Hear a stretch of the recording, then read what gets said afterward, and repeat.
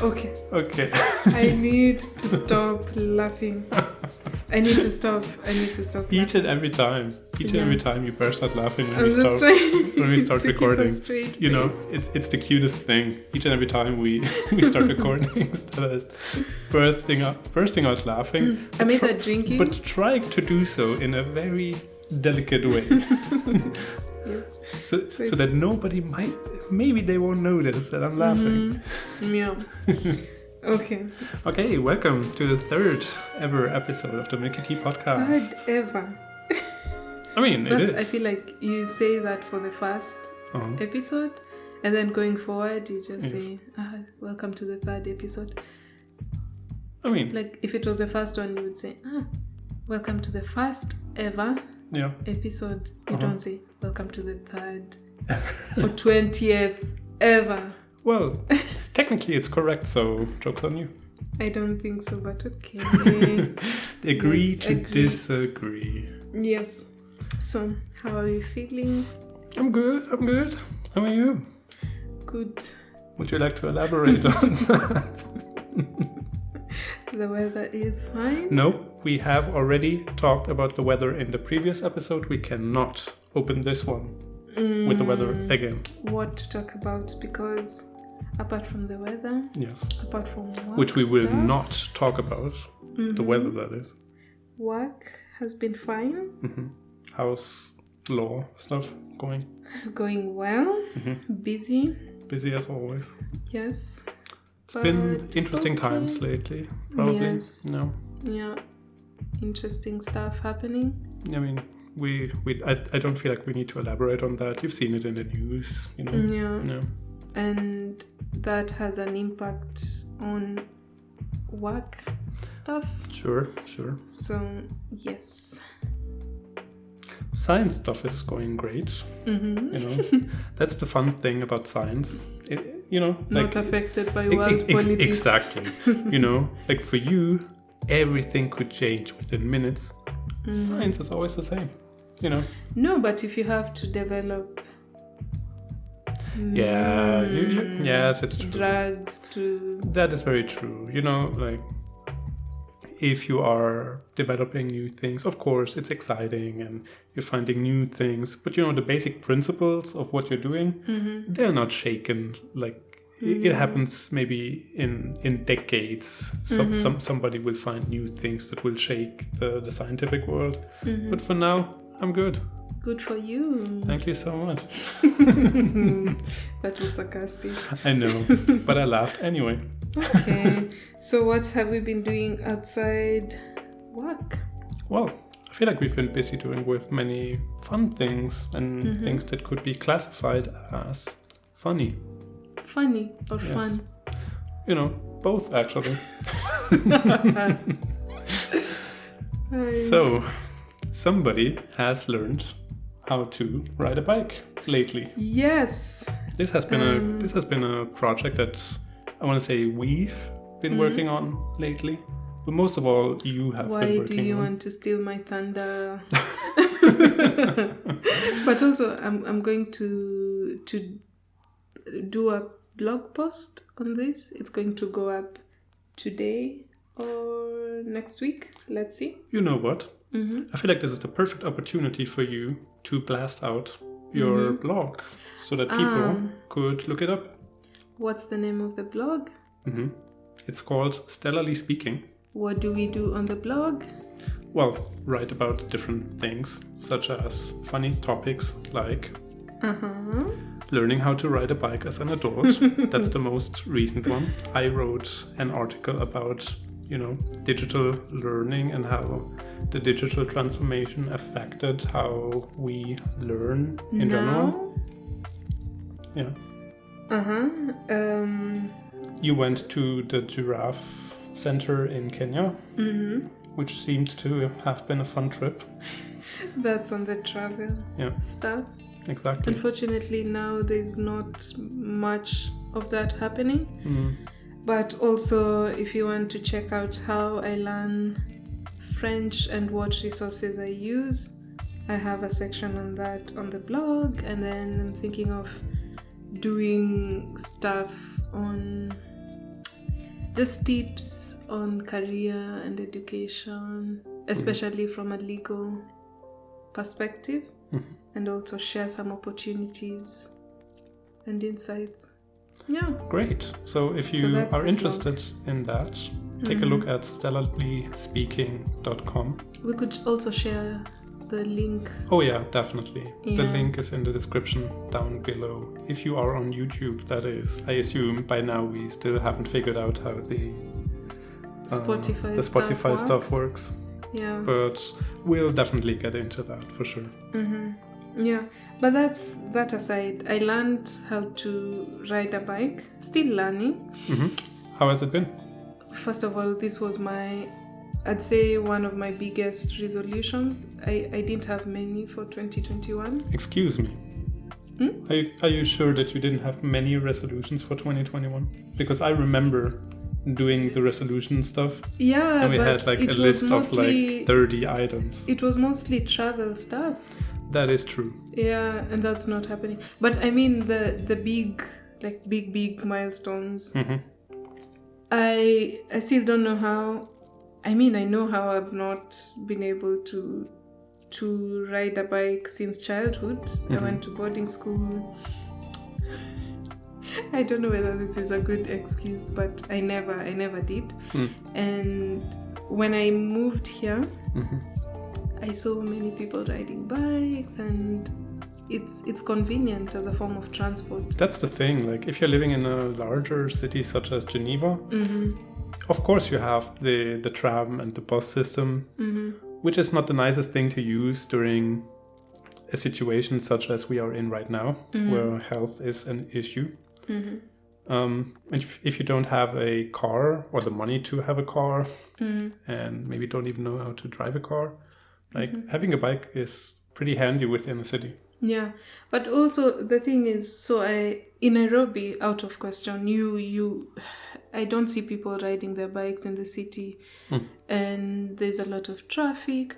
Actually, there are people riding bikes, but it's just chaotic. No one pays attention to traffic rules. It's risky. Sounds dangerous, yeah. Yeah, but here there's better infrastructure. People ride bikes. Geneva might not be the best example for some, but it's way better than how it is back home. Granted, I haven't been to Kenya or to Africa, as a matter of fact, but from what I've heard and what you've told me, it seems to be chaotic when it comes to traffic. Nairobi especially is so that's on another so level. Based on that, I wouldn't want to ride a bike there specifically. And also matatus are cheap. Matatus, as I've learned, are cheap buses, I want to say, or maybe better described as vans who have graffiti on them. Not all of them. And are super loud and noisy. Not all of them are loud and noisy. And you use them if you're in Kenya and want to travel for cheap. Yeah, but not just Kenya, but also other African countries. It's the most commonly used form of transport. And I'd rather sit in a matatu, read a book, and get transported to places other than drive a car. First of all, I don't even know how to drive a car. I need to take lessons. But it's more convenient to be in a matatu, read your book, get to places. Plus, it's cheap. Would you say matatus are basically community Ubers? What the hell? But now that you say it makes sense. Yeah. Oh, there you go. But the thing is, when I moved here, I saw more people riding bikes, and it looked like it was fun.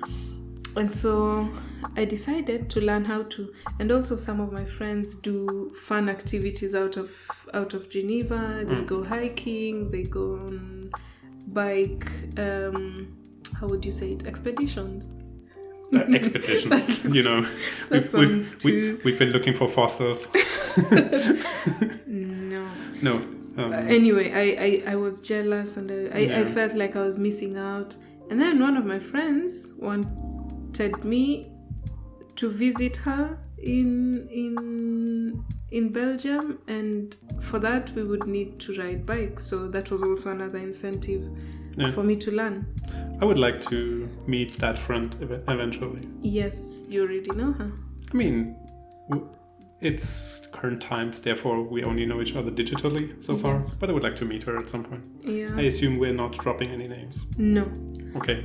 But you know who you are. Yeah. So those are the few reasons why I wanted to learn how to ride a bike, and I feel like I underestimated how difficult this would be. Oh, you definitely have. As an adult. You definitely have underestimated. My God. But also as a teacher, I have underestimated. You failed me. Well, yes, technically. So the first few lessons, I think we tried 2 lessons in the beginning, and I didn't take many preparations or something. First of all, the bike I just used my bike, and I am significantly larger as a person compared to Stella. As a person. Taller. Just say you're a guy. I'm a guy. And it was a guy bike. It's a man's bike. Therefore, it wasn't the right choice for Stella. Even with the saddle at the lowest position, it wasn't really fit for her, and it showed. So, yeah, that was a disaster, and she hurt herself a little. And hurt you in the process? And hurt me in the process as well, so that was well deserved, I would say. And then, but the breakthrough. The breakthrough was... YouTube, actually, yes. I looked up a tutorial of how to teach. You looked up a tutorial? I did. Okay, I feel like we shouldn't... The student looked up videos. Hang on. So... You have the facts wrong.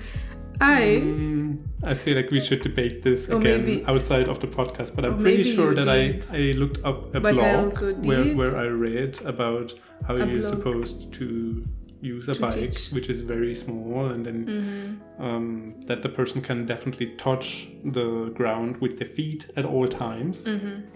Right? But you remember when we were in Germany? Yes. I found a YouTube channel. Yes. With a practical tips on how to ride a bike. And that was the day we finally got somewhere. Yeah, I basically also had a small, I want to say folding bike. I don't know if that's the right term. But you can basically fold it in the middle. It's a tiny bike. And Stella started practicing on that. Basically on a kid's bike. It's not a kid's bike. It was tiny. It's still an adult bike. Okay. Nevertheless. Basically first starting without the pedals and eventually started using the pedals for smaller distances. And now at this point can drive forward for many meters. Yes. For like a few 100 meters and then stop because I can't navigate. Yeah, navigation is still a problem. That's a thing. And narrow paths. But we'll work on that, or rather you will work on that and I will look at you from a safe distance. Thank you, Mr. Teacher. Yes, you're welcome. Yeah, so that was fun. Yeah, that's been fun to do. And now I have a proper bike. Exactly. We just recently bought a bike for you. Yes. And it's a good size and yeah. Do you like it? Yes, it's definitely more comfortable and stable than the previous one, which is nice. And I no longer feel like I'm riding a kid's bike. Which honestly, riding a bike with very small tires and the way you could use it, which means that the saddle is relatively low, therefore your legs never really are, stretched out. This is super difficult. Like you basically trained yourself the difficult way of riding a bike. So now you basically need to go back to the basics and use a proper bike. Yes. So, but you know what's funny? This has been just under 1 month. No. That's not true. 1 month, 2 weeks. When have we been in Germany? The last week of March. I suppose so. So that also dates this episode, so people can calculate when we recorded it. Yeah. But okay. Okay, so that's been fun. What else have we been up to? We discovered Scrabble. That's a shared interest of ours. No, we didn't discover Scrabble. We've been playing Scrabble since, I don't know about you, but for me, since a long time ago. Yeah. But what we discovered was online Scrabble. Yes. Sometimes we are actually able to meet up, but that's not always the case. However, we use this website, I think it's called International Scrabble Club, or ISC. And you can play Scrabble online there, and it's fun. You know, I've bookmarked it, so I don't know the exact name. I always just call it Internet Scrabble, but it's Internet Scrabble Club. Yeah, the line is isc.ro. So you can register on there if you would like to and play Scrabble with your friends. It's free. Yeah. You can just register, which takes like a minute tops. You can play Scrabble online. You could play. Nice. The good thing is you could just play with your friends. Have them sign up and play together. You can also play with strangers. Yes, we've not done that yet. I mean, who doesn't like Scrabble? Let's be real. Yes. Many people don't. But if you do, I highly recommend it. I don't love it enough to play it with strangers. I would rather do different things in my free time. But if you know a special someone that you would like to play Scrabble with in these dire times, highly recommend this website to do so. Yeah. I mean, it's not visually appealing, but it works smoothly. And the thing is, you don't have to spend time calculating the points. That's the thing. Like we don't even play Scrabble anymore locally. You know, like if we're at the same place, we still use the website on 2 laptops. Because if you've ever played Scrabble, I feel like the most complicated part is after you've played a word, you need to calculate the points that the person gets and add it to the previous points that they already acquired. So this can take time eventually if you're not a mathematician. So this website does it for you. So you should use it if you are interested. Yeah. I feel like we should warn them about the sound it makes when a point is when a person plays. That is true. Or when you log in and match with someone.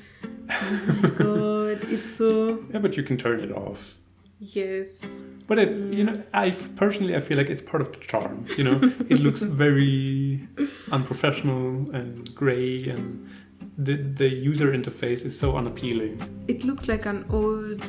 It looks like it's straight from Windows 95. But I like it. Yeah, it does the job. It does the job. It's simplistic.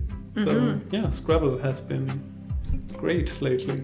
Yes. As well as another website we've been using. The City Guesser. This has been fun. You know, first of all, let's just recap. How did we get to City Guesser? First, I feel like this was in Germany when we first talked about it, and you specifically introduced me to this website called GeoGuessr, where you're basically shown like the Google Maps satellite image of a street or something, and you need to pinpoint on the world map where you think that location is. Yeah. Which it works, but you need to register, and then you need to pay, and if you don't, you can only play like 1 or 2 or I don't know games per day, and I felt like the ones that were free with a free option, you only could play a few rounds, and it was always the same place. It was the US. Exactly.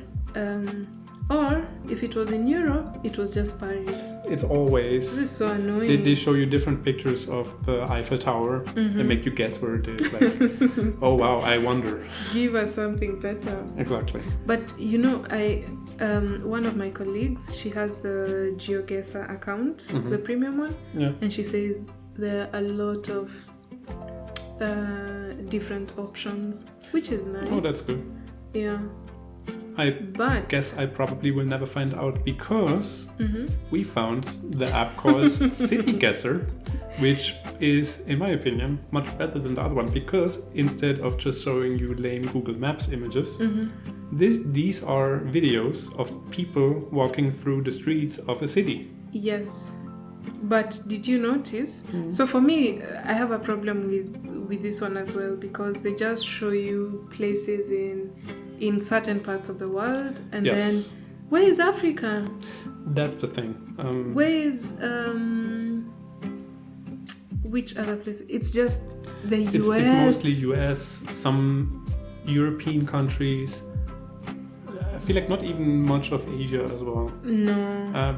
And when it is, it's just Tokyo or yeah, but maybe if more people, Singapore, if more people use it, maybe they will also expand. Maybe. So I just want to say that I think that this concept of basically showing you a video of a person walking around the city is much more appealing because honestly we did this like on several evenings and guessing, and it's like taking a tiny vacation to somewhere during these times when you cannot easily travel. Yes. It feels like you're exploring these cities without even going there. Yeah. At least to some degree. But I feel like there should be, and maybe there are, and it's just that we've not discovered them, but local, like for example, I would love to see one on Swiss cities, for example, because there's so many landmarks, but on the global city guesser, you don't see much of this. And I'm not that traveled to know some of the places. Maybe you have because you're from here. Not really. No. But I've only traveled to a few places and mainly in Switzerland, so that would make sense for me. It would be nice to see Nairobi city guesser, Geneva city guesser, Basel, like different cities, and then you pick the ones you've been to and try to. That's true. Do you think? Or should we come up with it like when we go to Basel, for example? Because there's so many things you could do. That is true. Take videos of and ask people to guess. Yeah. That would be fun, but we've not found that yet. So for now, we do with the stuff we've never, or cities we've never been to. Yeah, that is very true. Yeah.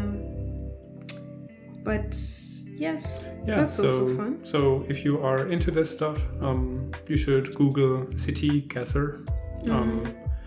We could also give you the link in the description down below.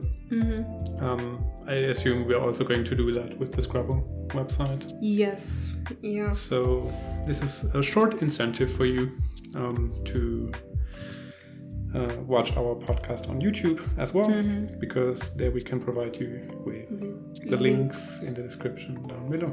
Yeah.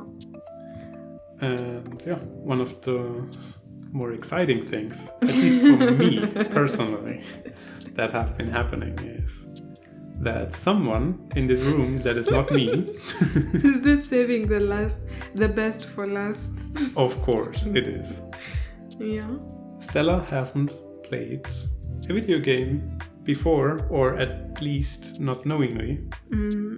So I made her play the very first Super Mario Brothers on the Super Nintendo.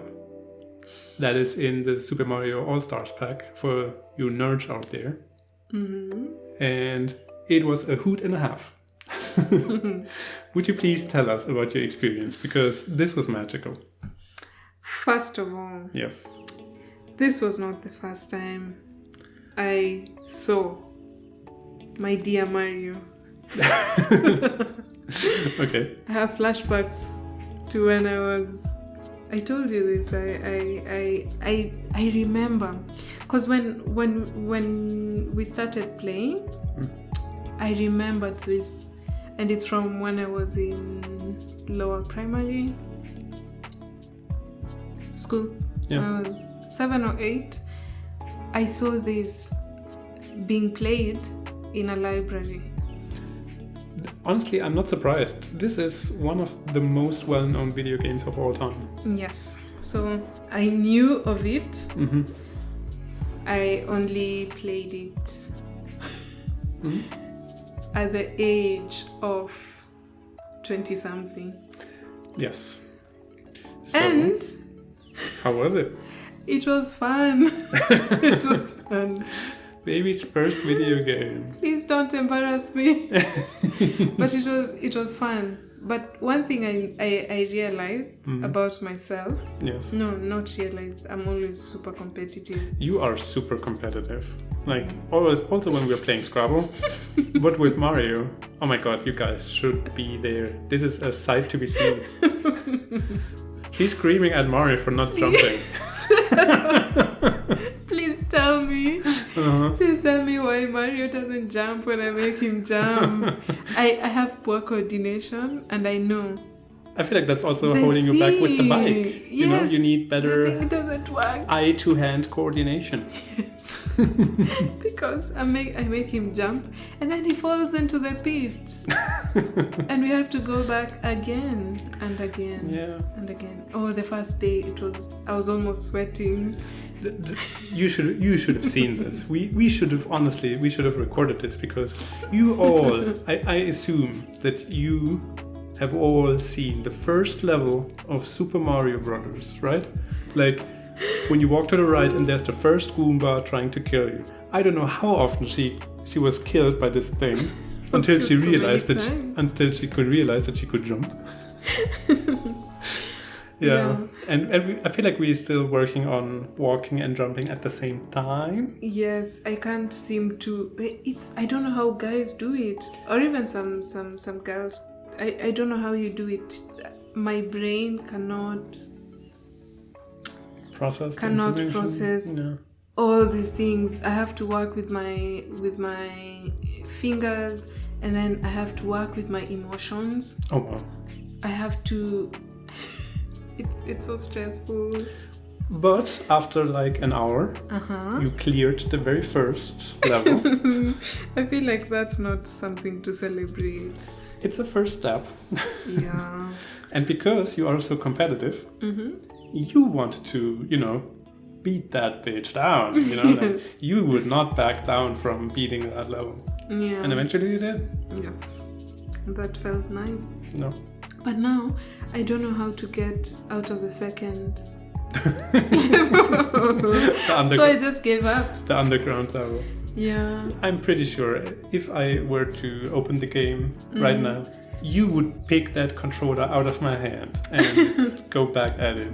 Yeah, but I don't know. I failed so much. Oh. I gave up. Yeah, I understand. But maybe I'll go back to it. Oh, you definitely will at some point. The racing one. Oh, we also played a racing game, Need for Speed. Oh my god. No. I feel like if I played this game again, I would have to be checked for high blood pressure.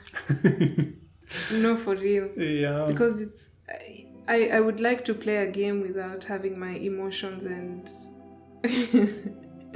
I wanted to make you play a role-playing game like Pokemon or something. What's like just sitting back and speaking with your animals and stuff like that. Can I just sit back and watch people go about their gaming stuff without being involved? Because I feel like my competitiveness makes me invest too many emotions into it. Yeah, and then I get that.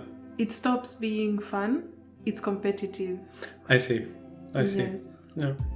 And I get frustrated when Mario doesn't jump. Yeah. Yeah.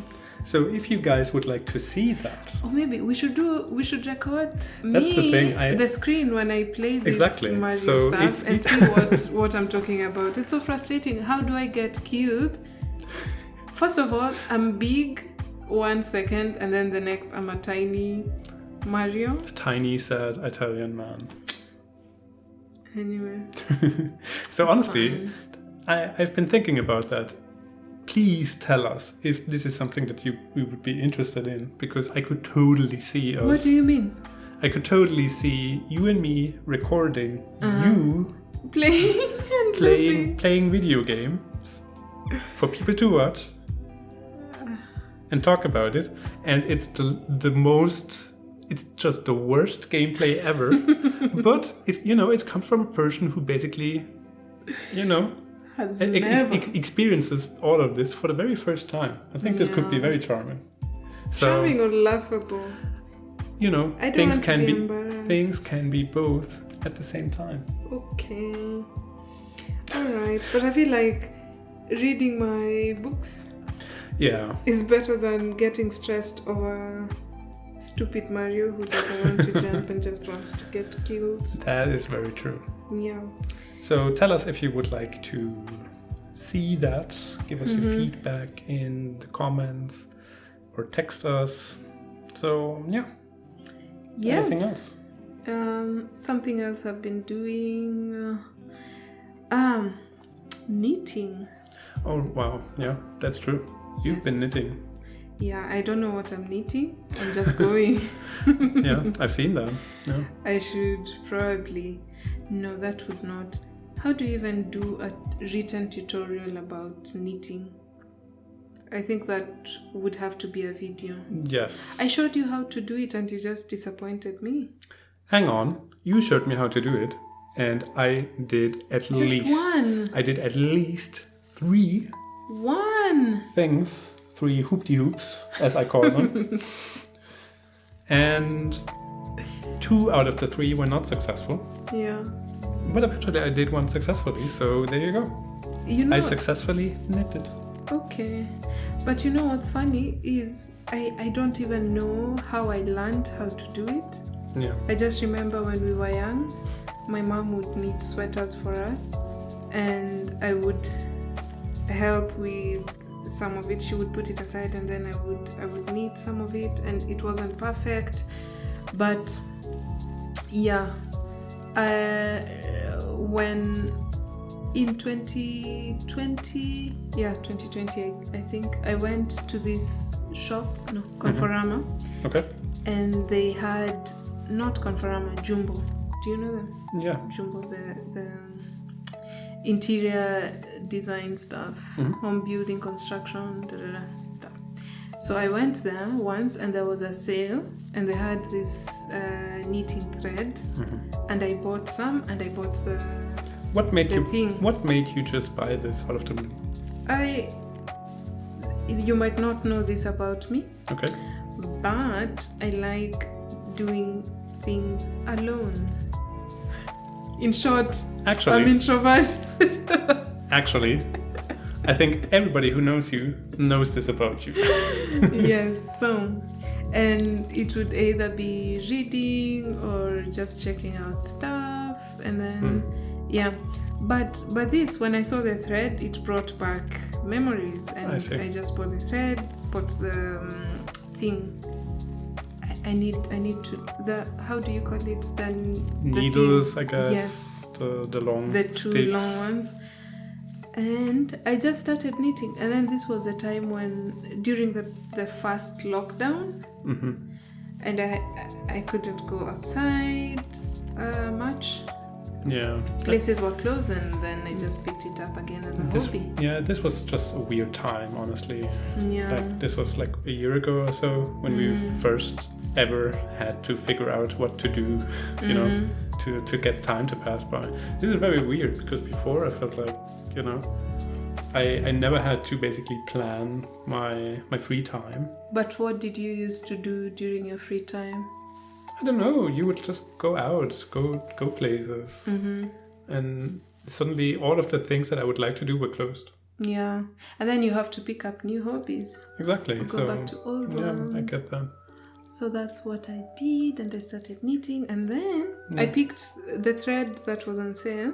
Yeah. Most of them were colors I liked, so I just picked my dull grey, dark blue thread and started knitting. And when I went back home, I left my stuff here, so I didn't knit as much. Then when I came back, I went back to it. It might be a scarf, it might be a sweater, I don't know. I'll just keep going. We'll update you in Progress. in episode 25. We'll finally figure out what happened to it. Yes. Yeah. But that's all I've been doing. You?